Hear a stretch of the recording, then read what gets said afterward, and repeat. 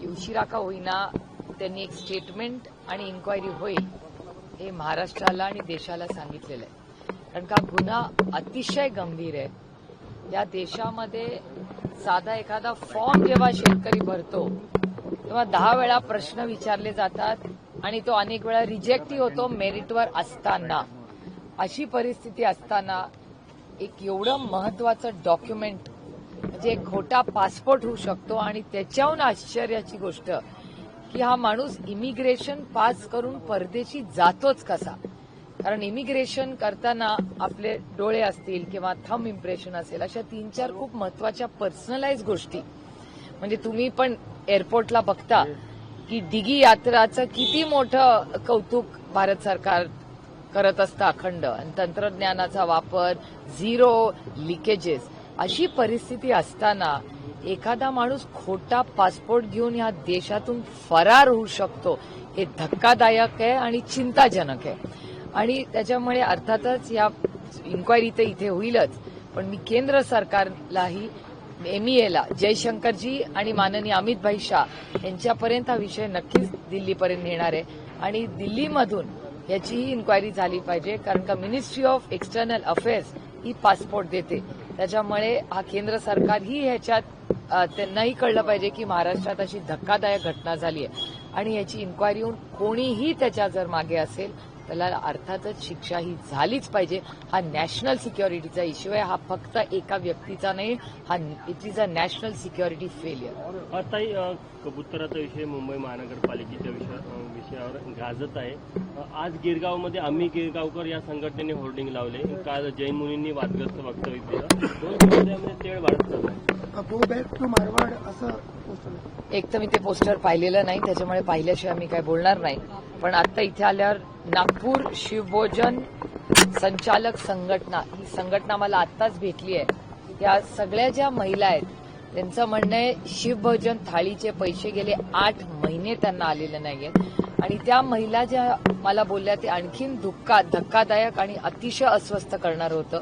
त्या म्हणल्या त्यांच्या शिवभोजन थाळीच्या ज्या महिला आहेत ज्या चालवतात त्या आता आत्महत्या करू का असं व्हॉट्सअप ग्रुपवर चर्चा करायला लागल्यात.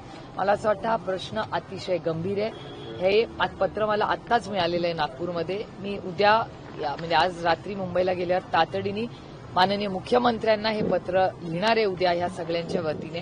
आणि मला असं वाटतं आर्थिक मदत एक तर शिवभोजन थाळी कुणासाठी आहे त्या राज्यातल्या गरीब कष्ट करणाऱ्यांसाठी चालवणाऱ्या आमच्या सुसंस्कृत कर्तृत्ववान महिलांना ही संधी होती आणि अशा वेळी जर त्यांना 8-8 महिने पैसे मिळणार असतील तर लोकांनी जगायचं कसं. त्यामुळे हा अतिशय गंभीर प्रश्न आहे आणि शिवभोजन थाळी ही महाविकास आघाडीच्या काळात उद्धवजींच्या नेतृत्वाखाली हा सर्वसामान्य मायबाप जनतेसाठी केलेला अतिशय उत्तम उपक्रम आहे आणि ह्याला जर पैसे मिळत नसतील 8-8 महिने तर हे अतिशय चिंताजनक आहे. काही पुण्यामध्ये गुन्ह्याच्या घटना सातत्याने वाढत आहे. काल रात्रीच एका प्रियसीची प्रेकराने हत्या केली. ज्या चाकूने तिच्या वाढदिवसाचा केक कापला त्याच चाकूने तिची हत्या केली. तुमच्या प्रश्नातच माझं उत्तर आहे. तुमचा म्हणजे मीडियाचा डेटा आणि सरकारचा डेटा हा सांगतो की महाराष्ट्रात क्राईम वाढलेला आहे आणि पुणे जिल्ह्यात तर त्याहून वाढलेला आहे. म्हणजे पुणे हे शिक्षणाचं माहेरघर आहे. लोक रिटायरमेंटला करिअर करायला मुलांच्या शिक्षणासाठी पुण्याला येतात म्हणून तर पुण्याची लोकसंख्या वाढली एक विश्वासाच्या नात्याने. आणि आज पुण्यामध्ये राज्यात सगळ्यात जास्त क्राईम हा पुण्यात वाढतोय. मग कोयता गँग असेल खून प्रकरण असतील चेन स्नॅचिंग असेल किती तुम्हाला गुन्हे दाखवू. आणि हे दुर्दैव आहे की सातत्याने पुण्यामध्ये या गोष्टी होत आहेत. कारण काय वाटतं तुम्हाला गुन्हेगारीचं प्रमाण पुण्यामध्ये याचं उत्तर मला असं वाटतं आपल्याला महाराष्ट्राच्या गृहमंत्र्यांना विचारावं लागेल ना. कारण का शेवटी महाराष्ट्राचे माननीय मुख्यमंत्री हेच राज्याचे गृहमंत्री आहेत आणि त्यांच्याकडे अर्थातच रिपोर्ट येतच असतील. आणि मागे म्हणजे मी वारंवार बोलतेय 2 गोष्टी महाराष्ट्रात चिंताजनक आहेत. महाराष्ट्राची इकॉनॉमी म्हणजे आर्थिक परिस्थिती महाराष्ट्राची साधारण जो काही डेटा केंद्र आणि महाराष्ट्र सरकार सांगतोय त्याच्यामध्ये महाराष्ट्राची आर्थिक परिस्थिती अतिशय अडचणीत आहे.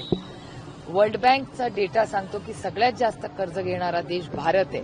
भारताच्या नंतर तुम्ही बघत असाल महाराष्ट्राची परिस्थिती म्हणजे एक महाराष्ट्र देशाची एक परिस्थिती मग राज्याची एक परिस्थिती आणि राज्याच्या परिस्थितीत वारंवार सरकारमधले मंत्री आहेत, जे कॅबिनेट मंत्री आहेत, ते सातत्याने म्हणत असतात की आमचा निधी कट केला जातो, आम्हाला सांगितलं जातं राज्याकडे निधी नाहीये.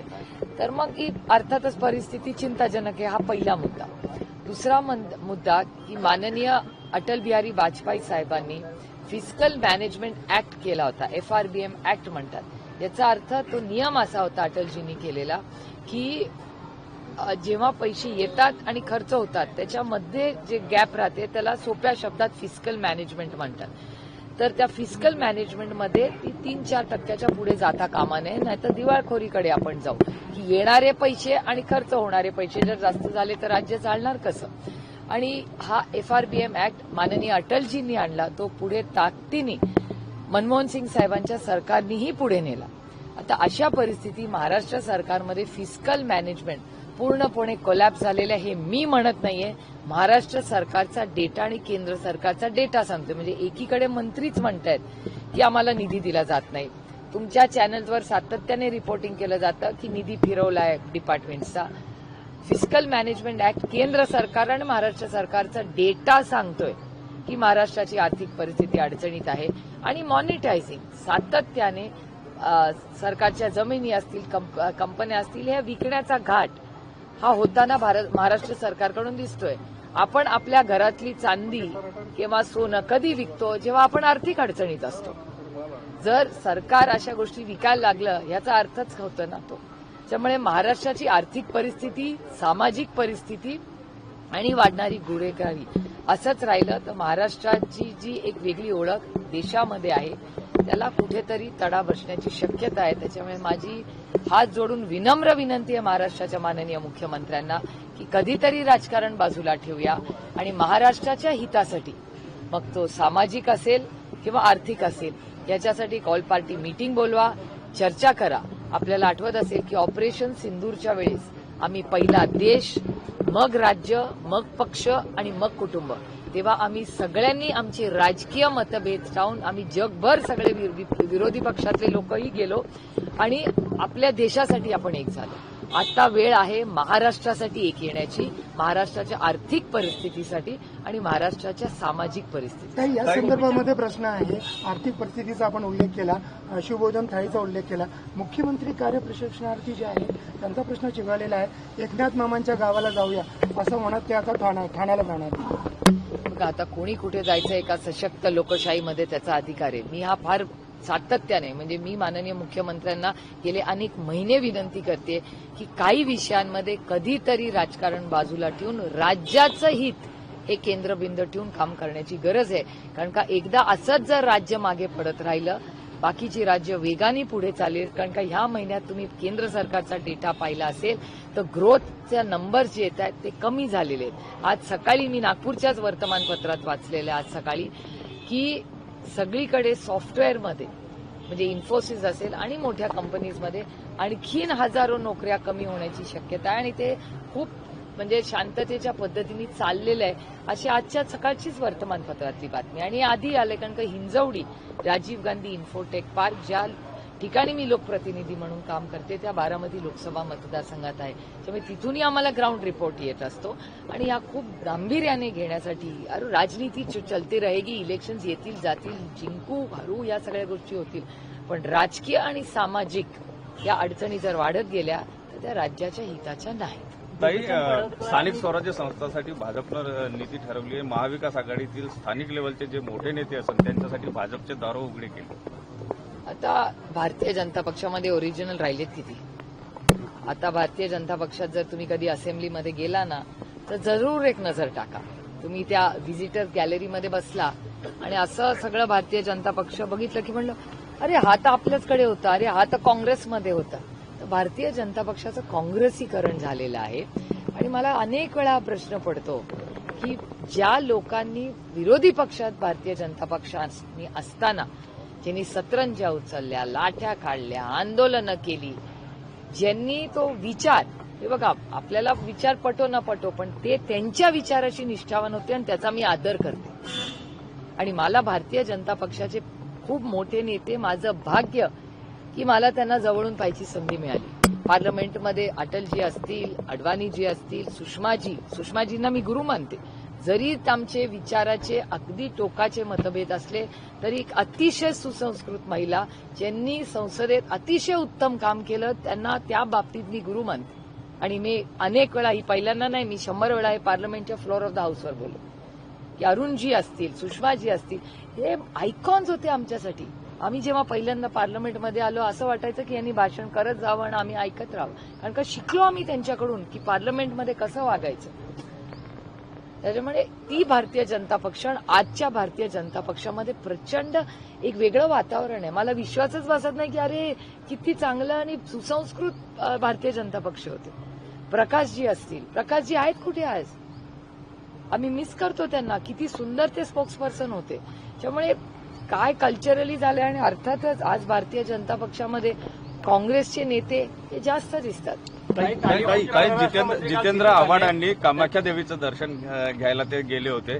याआधी जेव्हा की एकनाथ शिंदे तिथे गेले तर बळी दिला जातो त्या ठिकाणी असं त्यांनी म्हटलं होतं. याच्याकडे तुम्ही कसं बघता? नाही, प्रत्येक जण जो जातो तिथे थोडी बळी द्यायला जात असेल. काही लोक दर्शनाला पण जातात कामाख्याला. आता एवढे खासदार आसामला जेव्हा जातात तेव्हा सगळे खासदार काय बळी देत नाही, काही लोक जातात असं लोक म्हणतात. मला याची फारशी माहिती नाही, पण काही लोक म्हणतात की नुसतं जायचं आणि नमस्कार करून यायचं, आणि काही लोक बळी देतात. त्यामुळे जितेंद्र आव्हाड कदाचित नुसतं दर्शन करायला गेले असतील आणि दर्शन करण्यात त्याच्यात काय वाईट. माझं म्हणणं आहे कुठलंही दर्शन करण्यासाठी ज्याचा आपली निष्ठा ज्याच्यावर आहे त्याचा आशीर्वाद घेण्यासाठी नेहमी माणसांनी नतमस्तक व्हावं. चांगली गोष्ट आहे. एक मिनिट एका वेळेस एकाच प्रश्नाचं उत्तर देऊ शकते. त्यांनी पत्रकार परिषदेत मनाई केली तालिबानच्या परराष्ट्रमंत्री.